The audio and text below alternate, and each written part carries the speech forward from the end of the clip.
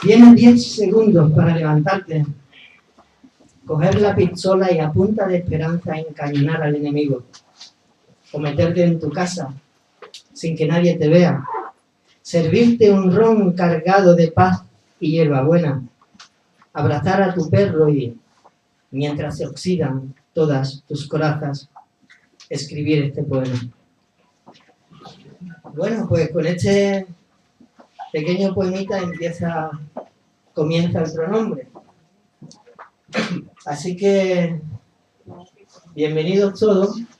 Gracias por acercaros hoy aquí a Palimpsesto, esta pequeñita librería editorial llevada por Juanlu y Consuelo. Juanlu, el editor más grande que conozco, 2 metros de editor. Y aquí es donde ha nacido esta preciosa segunda edición del pronombre personal. Mi madre siempre dice que soy un tío con suerte. Y tienes razón, ya que es muy difícil publicar un libro de poemas, pero más difícil aún es hacer una segunda edición de ese mismo libro. Yo he tenido la suerte de encontrarme, como he dicho antes, con Juan Luis Cabala y con Consuelo Álvarez Ariza. Ahí la tenemos. A los que les agradezco muchísimo que se hayan arriesgado en una aventura como esta, la de traer a una nueva andadura literaria a un libro que hace más de 10 años que estaba agotado y descatalogado. Y aquí lo tenemos en esta cuidada y exquisita edición donde se nota enseguida que ellos dos lo han tratado con mimo, con mucho cariño y cuidado hasta el más mínimo detalle, ¿no? Mi madre siempre dice que soy un tío con suerte. Y tiene razón, ya que tuve la inmensa fortuna de poder contar con la elegante y sabia escritura de Concha Caballero, que no dudó un segundo en escribir el prólogo cuando se lo pedí, el prólogo para el libro. Un prólogo que ya en sí mismo es literatura y de altísima calidad. En ese prólogo se encuentran muchas de las claves del poemario y de su autor. Yo no voy a hablar del libro. El libro pienso que debe defenderse solo. Yo voy a hablar muy poco de los poemas, pienso que es la palabra la que debe hablar, no yo. Así que, bueno, ya luego ustedes lo verán. Mi madre siempre dice que soy un tío con suerte.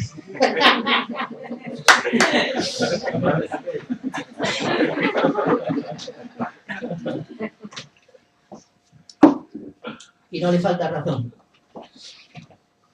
Ya que para la presentación de este libro cuento con mis compañeros del colectivo Surco de Poesía, que han venido a hacer aquello que mejor saben hacer, que es leer y recitar poemas. Así que esto, más que una presentación de un libro, va a ser un recital de poesía. Espero que les guste y este recital de poesía va a comenzar con un poema que, bueno, yo le tengo cariño a todos los poemas, ¿no? Pero a este le tengo bastante cariño. Porque es un poema, se llama Mensaje en una botella, lo va a recitar Guerra.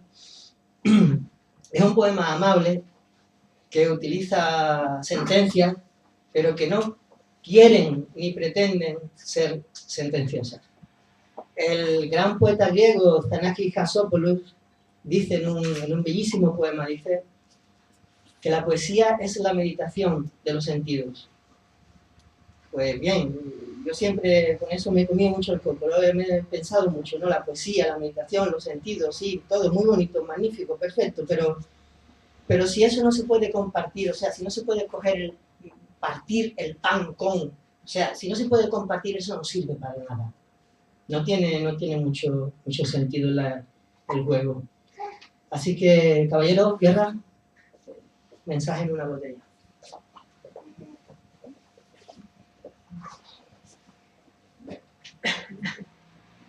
Hunde tu casa en la orilla del mar y con paciencia espera. Espera que tu pelo crezca como las algas, y que la salidulce esencia de la brisa te envejezca la cara, la voz, los recovecos donde duerme el veneno que pudre nuestros días. Y una vez instalado, con la avidez del buitre que busca su carroña, elige tu botella. Abrázala en tus manos, tentáculos de anémonas cansadas de tocar la piel enmudecida de las cosas, los senos emergentes de la nada, la intimidad más gris del artificio. Y la trampa consiste que entre aullidos, despacio, tus dedos la descorchen, como si fuera fruto de lo auténtico, para llenar de agosto el corazón de octubre invadido. Pero recuerda que este brebaje siempre es para dos, que a solas no es más que otro veneno de la vida. La poesía es un jardín en alta mar y a la deriva. Nada sabe el que llega, nadie pretende a solas regresar.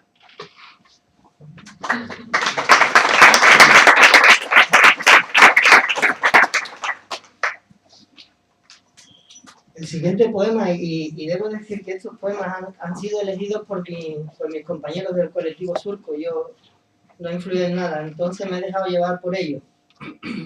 El siguiente poema, supongo que todo el que haya crecido, nacido en la orilla del Guadalquivir, en las riberas del gran río, ¿no? Pues va a hacer suyo el poema enseguida, ¿no? El poema se titula Subasta de recuerdos. Es un tributo a mis paseos por el río, donde algunas veces el río en su devenir, ¿no? se te lleva el pensamiento con él y te das cuenta, ¿no? O por lo menos a mí me pasa que la vida va por un lado y tu sensibilidad por otro. El poema se llama Subasta de recuerdos y lo va a leer Manolo Lázaro.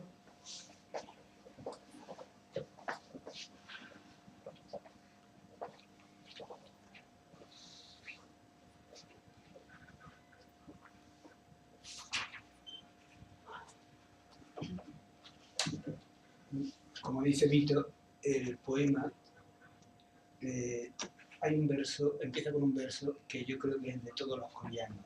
Dice: el río siempre acompaña a quien pasea a su lado. Subasta de recuerdos. El río siempre acompaña a quien pasea a su lado. En su orilla, la sombra subasta sentimientos. Tocar esa penumbra, sentir la frescura que regala, notar la lentitud con que se mueve el silencio que habita en sus rincones, porque hay trozos de noche anclados en el día y nadie los reclama, sombras que se hacen luz cuando hay tristeza. Aquí, en el río, se puede envejecer con el reloj dormido en la muñeca, sin prisas, supuran nuestros poros, venecillas de escarnio, cometas de metal que abren la carne, que dicen que es otoño y que estas aguas también mojan el alma. Más allá de los ojos se seca a lo lejos la ropa interior de algún deseo desnudo.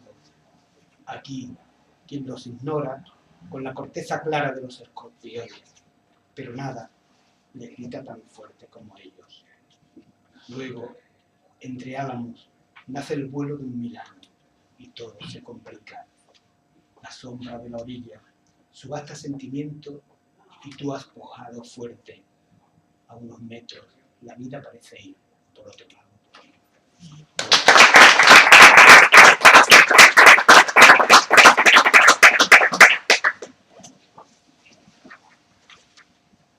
Bueno, yo creo que alguien debe soltar a un hermoso bebé de 8 meses y venirse para acá. Parece a mí que vamos a ir a dos. Vente con ella. Bueno, por decir algo del poema que ha elegido María José, pues los libros de poesía hay que desdramatizar también la poesía, quitarle la tensión dramática, quitarle darle un poco de ironía, de sarcasmo, porque hay que ser amable con el lector, ¿no? Hay que respetar al lector, o habría que respetar al lector. En fin, en este poema que se titula La biblioteca, pues pues intento hacer eso, no sé si lo consigo o no, pero al menos lo intento. Y es un poema que nos habla de volver al origen, a lo primigenio, ¿no? Al principio último de todo, ¿no? Y dejarnos de artificios, ¿no? Porque la belleza, aunque no sabe qué es belleza, la belleza está siempre para aquel que sepa encontrarla, que sepa mirarla, ¿no? El poema se llama La biblioteca, y os dejo con Mariajo, mi enamorada de los llanos coralinos. Bueno, lo primero decir que el poema no lo elegí yo, sino que me eligió él a mí. Por algo será. La biblioteca.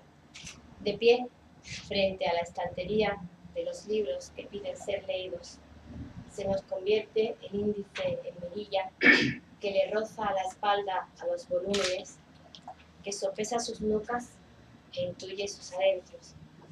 Aunque se puede dar el caso que un día lleves la sangre muy quemada, los ojos entre ojeras, la mente abarrotada de otras letras que debes en el banco, y entonces no encuentres lo que buscas y todo sea intemperie, limusinas de tedio entre páginas. Si esto sucede, no te preocupes, no pasa nada.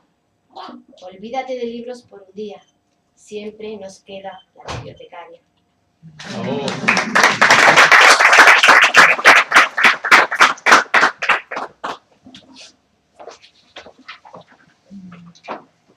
Bueno, y llegamos a la parte que más temía yo de esta lectura, de esta presentación, porque digamos que es la parte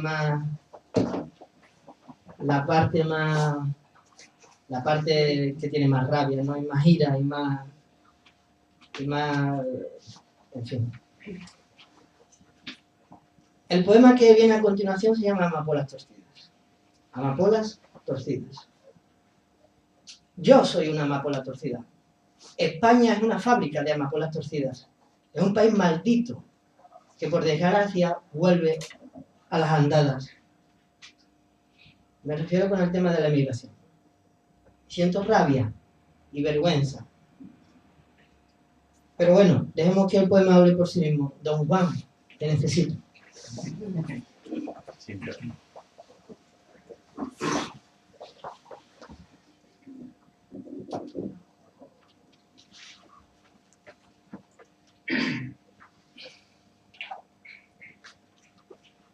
Dijo Pablo Neruda, y lo cita aquí Vito: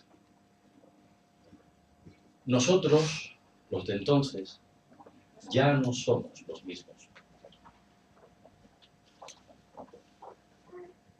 Teníamos 15 o 16, y alguno de nosotros ya era experto en abismos. Conocíamos las drogas, las mujeres, las lunas y el destino final de algunas autopistas. A nadie le importaba nuestra tendencia innata por la desolación del extrarradio, el rojo sonido de los puñetazos o la última verdad de los camaleones. Y es que sabíamos poco o nada del mundo y sus mentiras. Lo que deben saber aquellos que no han visto la terquedad del tiempo, la gente que se muere, los dioses que no existen y el humo que nos queda después de las palabras en los labios dormidos, como huella imborrable del silencio. La vida se desata en cuerdas impensables, aparecen caminos en un tiempo preciso y es una tierra ignota lo que antes era el surco de los años sabidos en el aprendizaje. Nosotros, los que éramos hijos hiperactivos de un pueblo dormitorio, de migrantes que volvieron allá por los 80, bilingües y cansados de estar al otro lado de aquellas torpes cartas y el hilo telefónico, lejos, donde el puto dinero, el frío y la esperanza. Nosotros ya no somos los mismos. El rostro familiar es hoy desconocido. Recordar es un falso genocidio de ausencias. Pero hoy, que yo no estaba en guardia, Me ha parecido veros, vernos. Vuestro recuerdo me buscaba por calles y avenidas, por parques y jardines, por fuertes y fronteras, por todas las esperas que asoman en un día. Sí, junto a los acantos y los pinos, cerca de la mandrágora, al pie de los olivos, estábamos nosotros, amapolas torcidas, gritándoles de rabia nuestro color al mundo.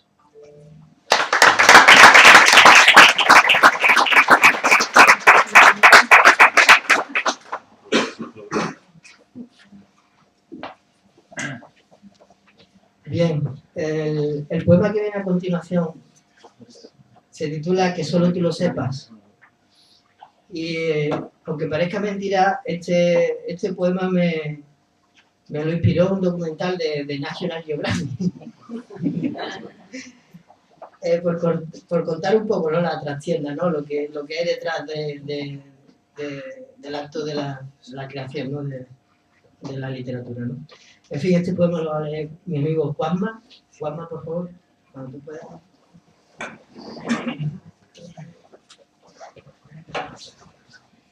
Porque solo el presente puede matar el tiempo.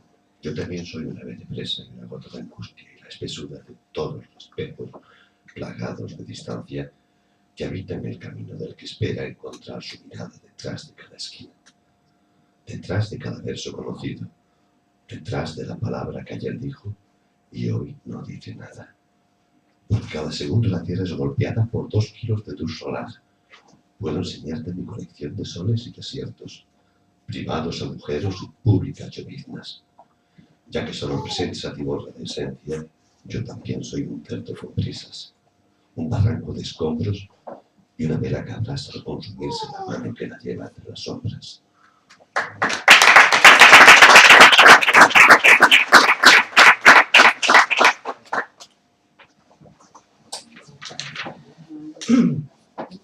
El colectivo Surco es internacional. Tenemos corresponsales, por lo menos en Grecia tenemos uno. Y esta corresponsal nuestra griega, que se llama Madón Cerva, va a leer un poemita de la segunda parte del libro que se titula, esa parte del libro, la segunda parte se titula El Tú. La primera se titula Ellos, la segunda se titula Tú y la tercera parte es el Yo, ¿no? Por eso los pronombres personales. Bien, pues este es un pequeño poema de amor. Es como una pequeña, o pretende ser una pequeña fotografía del sentimiento. Mado, cuando quiera, por favor.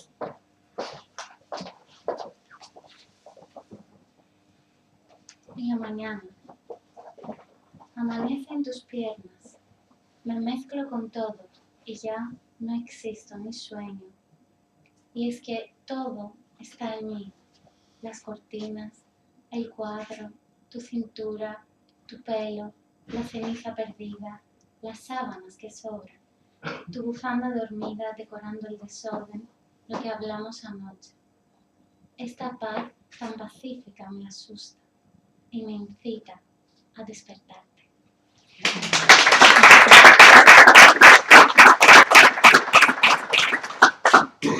Bien, de la tercera parte del libro, que es la parte más, quizás sea la parte más íntima y confesional, la parte más particular y también por eso, por ser la más particular, pues tiene temática más generalista, aunque parezca que no, ¿va? De lo particular a lo general.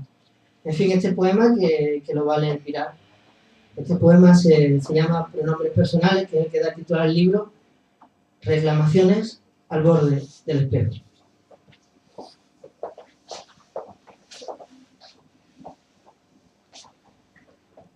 Lo mío es una inflexible retrospección al llanto, llamadas de atención al pubis de una idea, fingiendo estar aún vivo de todas estas muertes, a lomos de un reloj que grita monosílabos. Lo mío es una trastienda de corazas deformes, una mirada ausente en medio de un semáforo, una expresión difusa, un anhelo de algo que nace entre los folios y se escapa despacio como las mariposas. Lo mío es un mar de puertas, cordilleras con árboles deformes como llaves, tribus en trance elíptico que se lo tragan todo, como si fueran hijos del más absurdo abismo. Quizá lo mío seas tú, seamos nosotros, nuestros campos de risas, a orillas de tus besos, ganas de enamorarme del futuro, mientras desnudo, ecos caminando.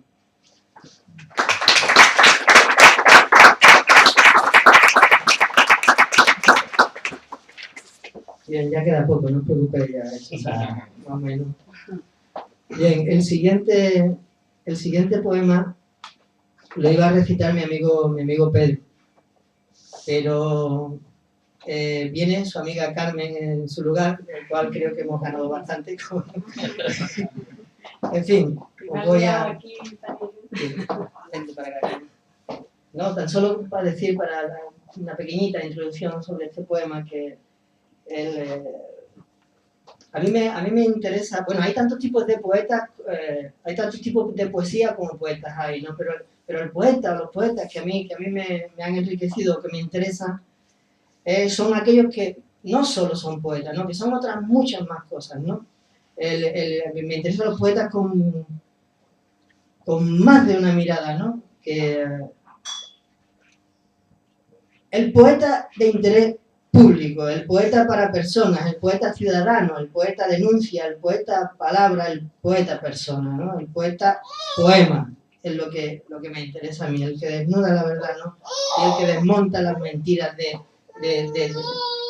del lenguaje y de la vida. En fin, os dejo con Carmen y La paz de los poetas.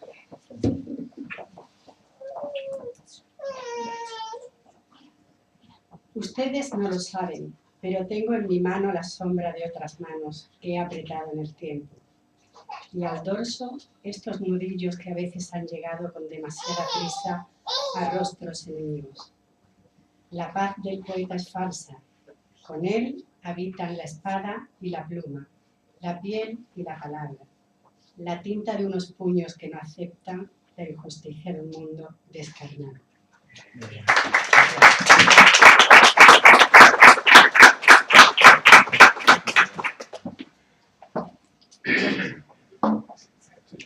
Bueno, ya para terminar, este poema sí lo voy a leer yo.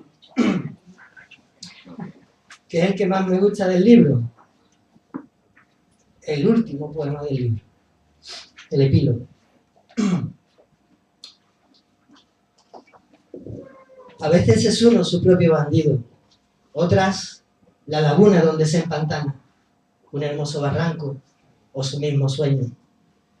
A veces puede uno olvidar la fuerza que empuja la sangre en sus venas, el resto del camino no pisado, la deuda del deseo y relegar las yemas de tus dedos a la fría balanza artificiosa de los días tranquilos y las noches techadas. A veces, algunas veces, has pasado tu lengua por cuerpos y palabras, por luces y por sombras, por fechas y lugares. Otras, casi sin querer, han rozado tus labios el pecho enfermizo del tiempo, la soledad salada del papel, el humo del tabaco y del recuerdo, la paz de otras pupilas. Y con dudas y a solas y en tu cuarto has consentido que salga este silencio del espejo, que nuble con abismos la mañana, que parezca ajena tu memoria, tu mirada. Solo, entre palabras inservibles, anidando silencios, te revuelcas, como bestia salvaje de ti mismo, o como alguien que lee cuando está solo.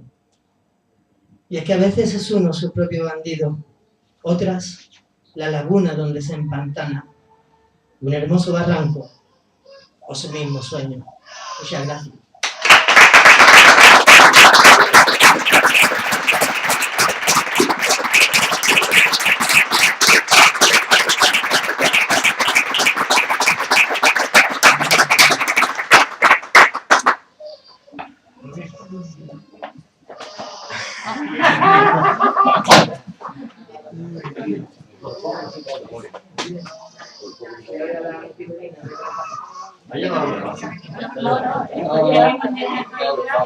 Mira,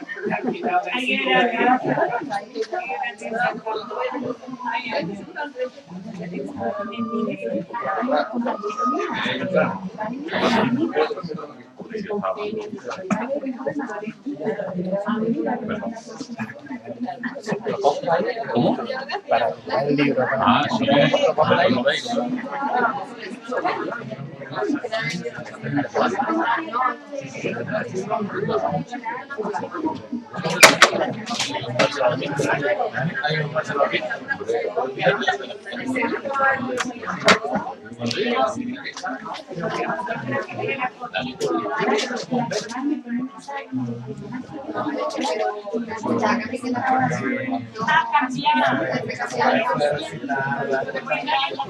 más o menos.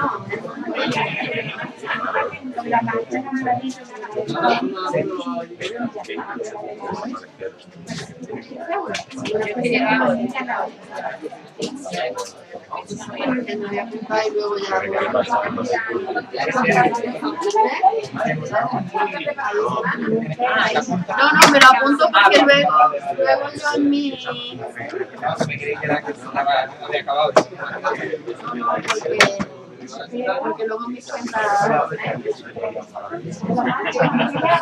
No, esto lo hace los hijos de las cafeterías